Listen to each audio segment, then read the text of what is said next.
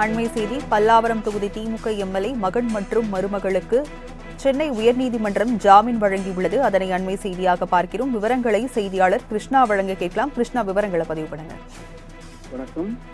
வீட்டு பணிப்பெண்ணை துன்புறுத்தியதாக வன்கொடுமை தடுப்பு சட்டத்தில் கைது செய்யப்பட்ட பல்லாவர தொகுதியின் திமுக எம்எல்ஏ கருணாநிதியின் மகன் மற்றும் மருமகளுக்கு இன்று ஜாமீன் வழங்கி சென்னை உயர்நீதிமன்றம் உத்தரவிட்டிருக்கிறது.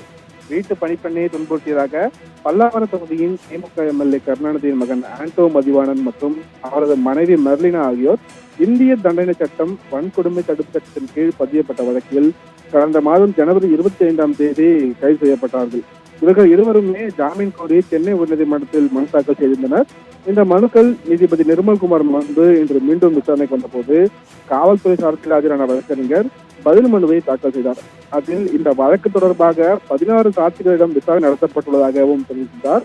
தொடர்ந்து வாதிட்ட காவல்துறை தரப்பு வழக்கறிஞர் இந்த விவகாரத்தில் முறையாக விசாரணை மேற்கொண்டு வருவதாகவும் தெரிவித்தார்.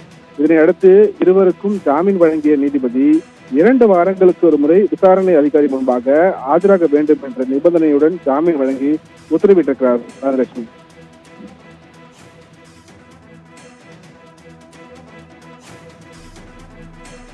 விவரங்களுக்கு நன்றி கிருஷ்ணா.